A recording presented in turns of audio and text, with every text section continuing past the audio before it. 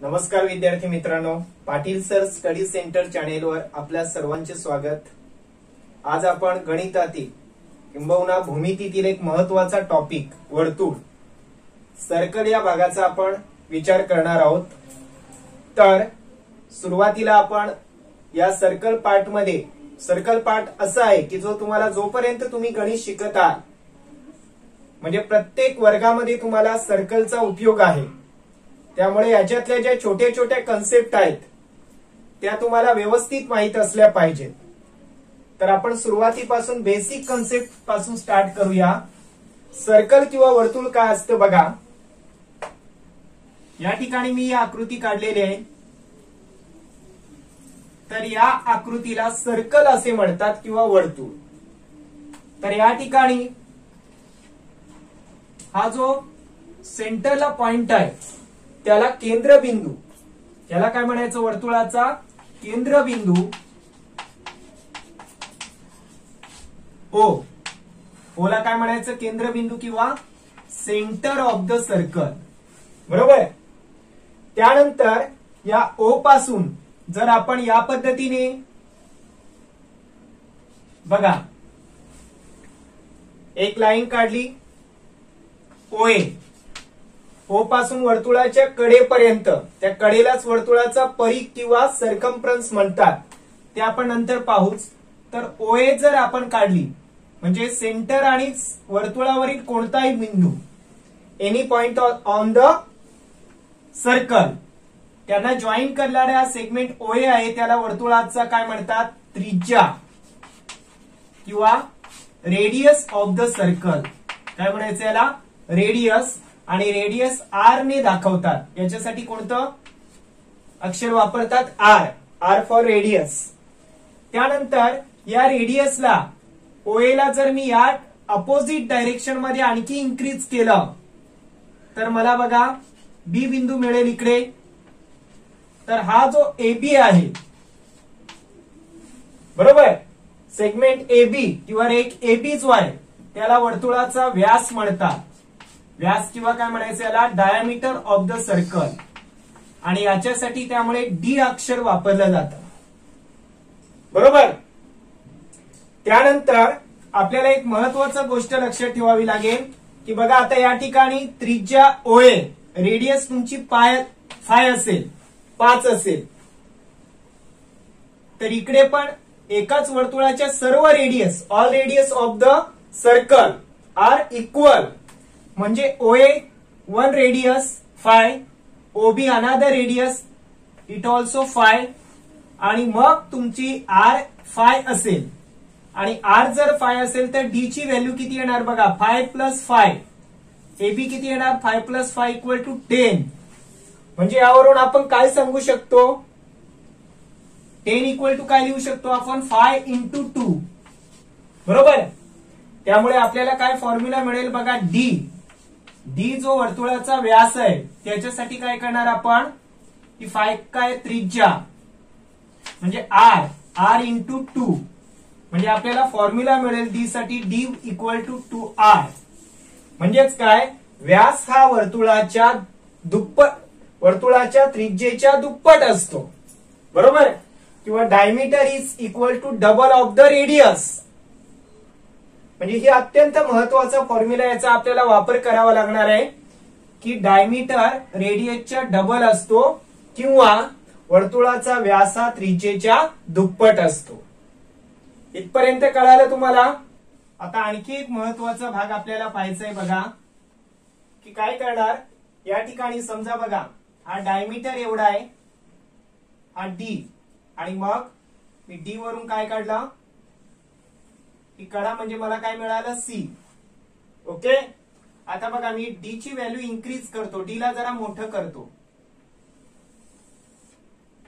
तर मग आता सी ची व्हॅल्यू काय झाली, सी आणखी काय झाला, इन्क्रीज झाला। डी जर आपण बघा, डी जर आपण वाढवला, इन्क्रीज केला, तर सी ची व्हॅल्यू पण इन्क्रीज होते, या कडेची लांबी पण वाढते की नाही, बरोबर, length of edge is also increase. याचाच अर्थ सी आणि डी वाढीला वाढ, म्हणजे यांच्यामध्ये सी व डी मध्ये कोणतं प्रमाण असतं, सी व डी यांच्यामध्ये समप्रमाण असतं. समप्रमाण म्हणजेच काय? Direct proportion. डायरेक्ट प्रपोर्शन असेल तर सी आणि डी चा जो रेशिओ आहे तो कसा असेल? स्थिर असेल किंवा कॉन्स्टंट असेल. ओके. आणि सी व डी चा जो रेशिओ आहे तो पाय म्हणून ओळखला जातो. त्याला काय म्हणायचं? पाय. तर पाय काय? एक अपरिमेय संख्या किंवा इरॅशनल नंबर आहे आणि पायची व्हॅल्यू असते 3.14 और 22/7. पायची व्हॅल्यू काय असते? 3.14 किंवा 22/7. मग यावरून आपल्याला आता आणखी एक महत्वाचा फॉर्म्युला मिळेल. C equal to pi D. C equal to काय? Pi D. Okay. C equal to second formula, it is first and second C equal to pi D. मग सर्कम्फरन्स काढण्याचा फॉर्म्युला आहे हा. आता डी ची व्हॅल्यू तुम्हाला माहित आहे. डी ची व्हॅल्यू काय असते? 2r असते. म्हणजे पाय इंटू 2r. जर घेतलं तर सी साठी एक दुसरा फॉर्म्युला मिळेल. सी साठी 2πr हा थर्ड फॉर्म्युला असेल. बघा, डायमीटर दिला तर परिघ काढायचा फॉर्म्युला काय असेल? सी बरोबर पाय डी. आणि जर तुम्हाला रेडियस दिली, त्रिज्या, तर परिघ काढण्याचा, सर्कम्फरन्स काढण्याचा फॉर्म्युला काय असेल? C equal to 2πr. आता या फॉर्म्युलांचा वापर करून आपण अगदी सहजरित्या प्रॉब्लेम सॉल्व्ह करू शकतो. बरोबर. तर ते कसे ते आता आपण पाहूया. आता तर या ठिकाणी वेगवेगळ्या टाईपचे क्वेश्चन आपल्याला विचारले जाऊ शकतात. त्यातलं फर्स्ट टाईप आहे, तुम्हाला रेडियस देतील, म्हणजे वर्तुळाची काय देतील? त्रिज्या 7 सेंटीमीटर आहे. त्यावरून डायमीटर काढा म्हणजे व्यास काढा आणि सर्कम्फरन्स काढा सी म्हणजे वर्तुळाचा परिघ काढा. बरोबर. तर आता डी काढण्यासाठी फॉर्म्युला काय आपला? D equal to 2r. Okay. म्हणजेच डी किती येणार बघा आता? 2 इंटू आर. आर ची व्हॅल्यू किती आहे? 7. 2 7 चा 14 सेंटीमीटर. डी 7 होतं, आर 7 होतं, म्हणून डी किती आला? 14 सेंटीमीटर. आता आपल्याला या आर वरून, आता आर पण माहित आहे आणि डी पण माहित आहे तुम्हाला, कोणताही फॉर्म्युला वापरून तुम्ही सी काढू शकता. ओके. समजा मी सी काढण्यासाठी बघा आता C equal to pi D formula वापरला, कारण मला डी पण माहित आहे. बघा मग काय येणार? पायची व्हॅल्यू 22/7 इंटू डी किती आहे बघा? 14.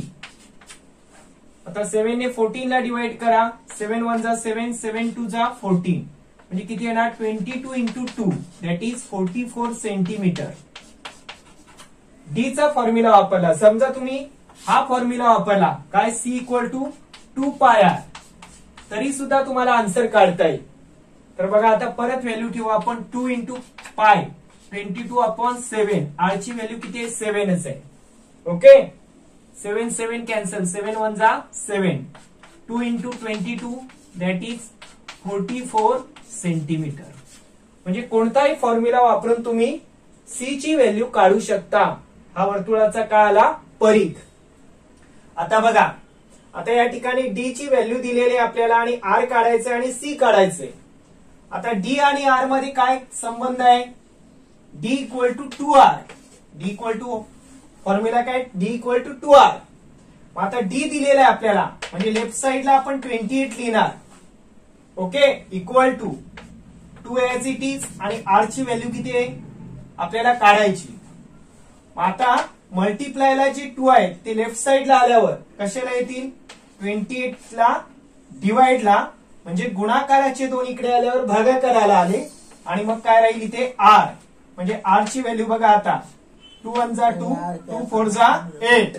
R equal to 14 centimetre. R ची व्हॅल्यू किती आली? 14 सेंटीमीटर. या पद्धतीने आपण आर काढलं. आता आर वरून आपण आता काय काढूया? आपण परिघ काढूया. आता परिघासाठी सी साठी तुम्ही कोणताही फॉर्म्युला वापरू शकता. C equal to pi D. Pi D घेतलं तर आता बघा व्हॅल्यू टाकूया आपण. पायची व्हॅल्यू किती येणार? 22/7. डी ची व्हॅल्यू किती काढलेली आपण? डी ची व्हॅल्यू आपल्याला दिलेली आहे 28. ओके, 7 ने मल्टिप्लाय करा, डिवाइड करा, 7 1 जा 7, 7 4 जा 28, म्हणजे 22 into 4 that is 88 centimetre is the circumference of the circle, किंवा हा वर्तुळाचा काय आला, परिघ. आता या ठिकाणी if the circumference of circle is 176 centimetre, म्हणजे वर्तुळाचा परिघ 176 सेंटीमीटर आहे. फाइंड इट्स रेडियस, तर त्याची त्रिज्या काढा. बरोबर.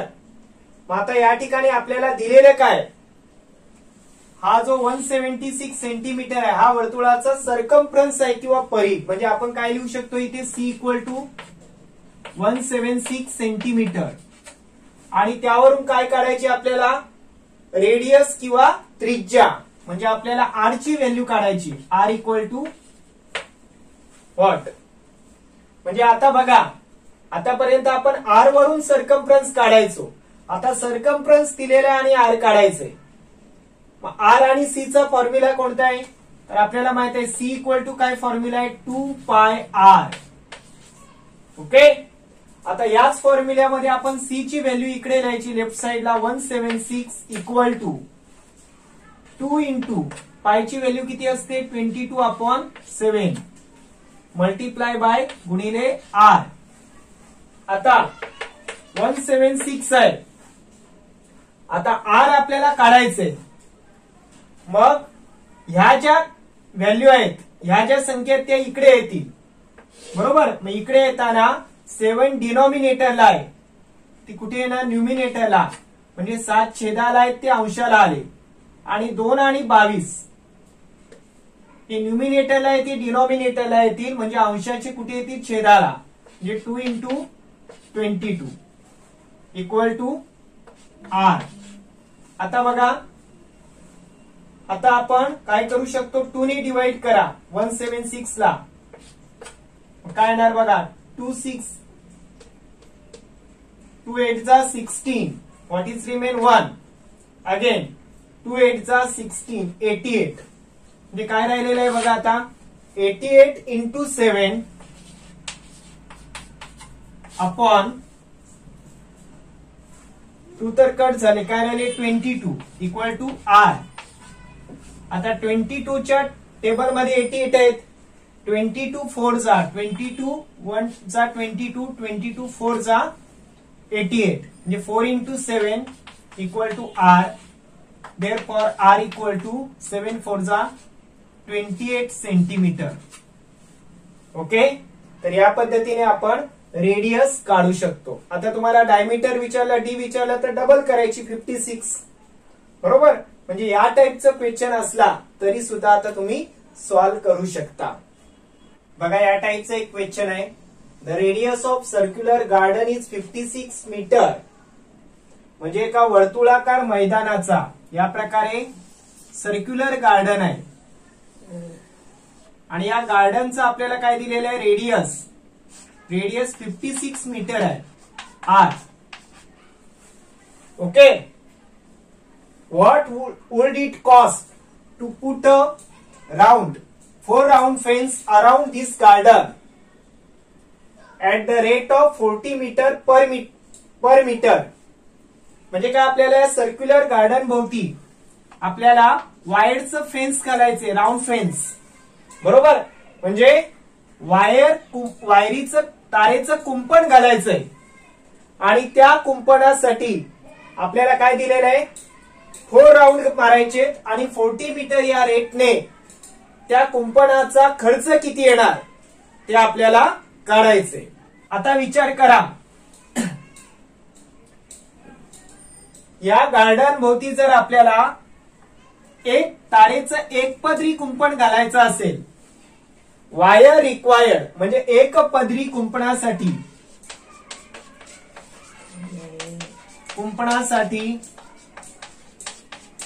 तार किती लागेल, तार.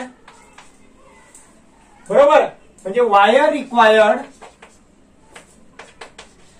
Wire for 1 fence, wire required for 1 fence equal to, कशा एवढी वायर लागेल आपल्याला, आता तर तारेच्या या गार्डनच्या परिघा एवढी किंवा सर्कम्फरन्स एवढी, बरोबर काय, बागेचा परिघ किंवा सर्कम्फरन्स ऑफ गार्डन.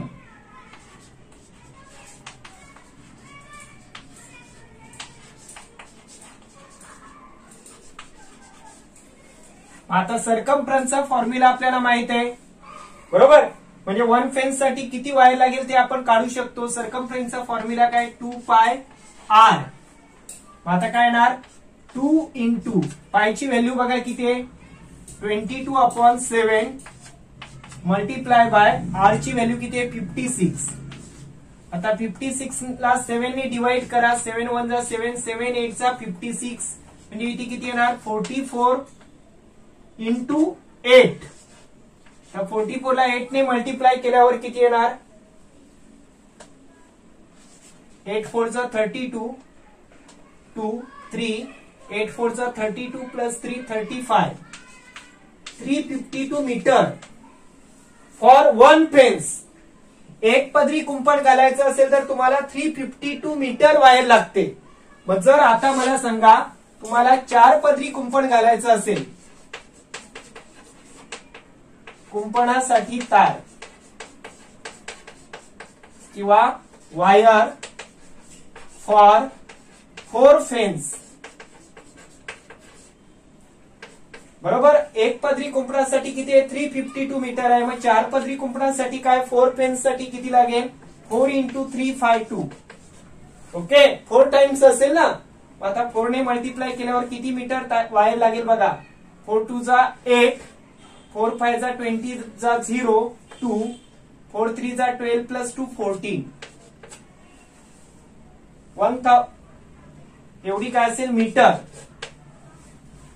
1408 मीटर एवढी आपल्याला काय लागते, वायर लागते. आता आपल्याला वायरचं काय सांगितलेलं आहे, कॉस्ट, कारण किती खर्च येईल म्हटलेलं आहे. What is the total cost for 4 round fence. Okay, मग आता 4 पदरी कुंपणासाठी आता इथे किंमत कशी काढणार, किंमत 4 पदरी कुंपणासाठी किती खर्च आहे, किंमत किंवा खर्च म्हणजे तुमचा कॉस्ट काय असेल, टोटल कॉस्ट. कॉस्ट साठी काय करणार तुम्ही, मग तारेची लांबी, बरोबर, लेंथ इंटू काय करणार, रेट, तारेचा रेट. आता लांबी बघा किती आहे, तारेची लांबी किती आहे आपण काढलेले आहे, 1408. ओके, आणि रेट कितीचा आहे, 1 मीटर साठी कॉस्ट किती आहे, 1 मीटर साठी 40 रुपीज. 1 मीटरचा रेट किती आहे, 40 रुपीज. मग याला 40 ने मल्टिप्लाय करा, 40 ने मल्टिप्लाय केला, बघा लेंथला आपण रेटने मल्टिप्लाय करतो, ही तारेची टोटल लेंथ आली लांबी, त्या लांबीला आपण रेटने मल्टिप्लाय केल्यावर तुम्हाला माहित आहे, तुम्हाला एवढी मीटर लांबीची तार पाहिजे, तर तुम्ही काय कराल, त्या तारेच्या लांबीला दराने गुणाल, रेटने मल्टिप्लाय कराल. आता मल्टिप्लाय करूया आपण, किती आन्सर येईल बघा, 0, 32 जा 2, 3, 4 0 0 3, 4 4 जा 16 जा 6 1, 4 1 जा 4 प्लस 1 5 रुपीज, 56,320 रुपीज एवढी टोटल कॉस्ट तुमचा असेल किंवा एकूण एवढा खर्च तुम्हाला त्या कुंपणासाठी येईल. कळालं. म्हणजे परत लक्षात घ्या, काय केलं आपण, एक पदरी कुंपणासाठी किती तार लागेल, फॉर 1 फेन्स सर्कम्फरन्स एवढी, परिघा एवढी. मग परिघ काढला आपण, किती आला तो, 352 मीटर, बरोबर. पण आपल्याला किती पदरी कुंपण घालायचंय, हाऊ मेनी राऊंड, 4 राऊंड.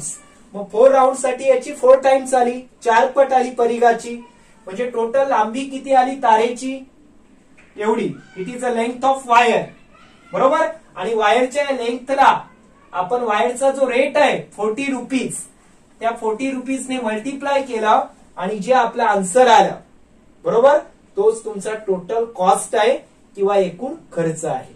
कळालं. बघा, अत्यंत महत्वाचं एक उदाहरण आहे. The wheel of a bullock cart has a diameter of 1.4 metre. म्हणजे एका बैलगाडीच्या चाकाचा व्यास, बैलगाडीचा चाक आहे व्हील, आणि त्याचं डायमीटर आपल्याला दिलेलं आहे. डायमीटर किती आहे? 1.4 metre. Diameter is given. How many rotation will the wheel complete as the car travels 1.1 kilometre. मग ते चाक किती डिस्टन्स कव्हर करेल की ज्या वेळेला हाऊ मेनी रोटेशन, किती फेऱ्या त्याच्या पूर्ण होतील चाकाच्या, Wien the wheel cover distance 1.1 kilometre. म्हणजे त्या व्हीलने कव्हर केलेलं जे डिस्टन्स आहे, डिस्टन्स किंवा अंतर किती आहे? 1.1 किलोमीटर. आणि त्या वेळेला त्याचे रोटेशन किती होतील, त्याचे फेऱ्या किती होतील ते काढायचे. आता बघा इथे डायमीटर मीटर मध्ये आहे आणि डिस्टन्स किलोमीटर मध्ये आहे. म्हणजे वेगवेगळे युनिट आपल्याला ठेवून चालणार नाही, तर किलोमीटरचे आपण मीटर करू शकतो. 1.1 इंटू 1000 ने मल्टिप्लाय केल्यावर किलोमीटरचे काय होतात? मीटर. आता 1000 ने मल्टिप्लाय केल्यावर 1130 येणार ना, आणि इथे 1 डेसिमल सोडायचं म्हणजे 1100 मीटर. ओके, एवढे मीटर येणार. तर त्यावेळेला त्याची फेरे किंवा number of rotation equal to question mark. तर त्यात व्हीलचे रोटेशन किती होतील, चाकाची फेरी किती होतील हे आपल्याला काढायचं. तर या प्रकारचा प्रश्न असल्यावर एक महत्वाचा फॉर्म्युला लक्षात ठेवायचा की व्हील पुढे कसं जातं, डिस्टन्स कसं कव्हर करतं. बरोबर. तर चाकाने पार केलेले अंतर, चाकाने पार केलेले अंतर म्हणजेच काय? Distance covered bye wheel. तर यासाठी एक फॉर्म्युला आहे. चाकाने पार केलेले अंतर बरोबर चाकाचा परीघ, चाकाचा काय? परीघ गुणिले फेरे. बरोबर. म्हणजेच काय? परीघ म्हणजे काय? सर्कमफ्रन्स इंटू नंबर ऑफ रोटेशन. बरोबर. कारण अंतर जेव्हा पार होतं, बघा चाक जेव्हा फिरतं तेव्हा ते एक रोटेशन कंप्लीट करतं आणि रोटेशन कंप्लीट केल्यावरती किती डिस्टन्स कव्हर करतं, त्याच्या सर्कमफ्रन्स एवढं. जेवढे रोटेशन होतील बरोबर त्या प्रमाणात ते डिस्टन्स वाढत असतं. आता इथे हा फॉर्म्युला मिळाला आपल्याला दिलेले काय बघा, डिस्टन्स माहिती आहे आपल्याला आणि नंबर ऑफ रोटेशन काढायचे. चाकाचा परीघ आपण डायमीटर वरून काढू शकतो. आता आपण इथे डिस्टन्स किती आहे बघा, 1100. Okay, equal to what is the, आता सी घ्यायचं ना परीघ. सी साठी फॉर्म्युला काय? डी माहिती आहे आपल्याला, म्हणजे C equal to pi D formula घेऊ शकतो आपण. C equal to pi D. And number of rotation आपल्याला काढायचे. त्याच्यासाठी आपण काय म्हणूया? एक्स मानू, फेरे.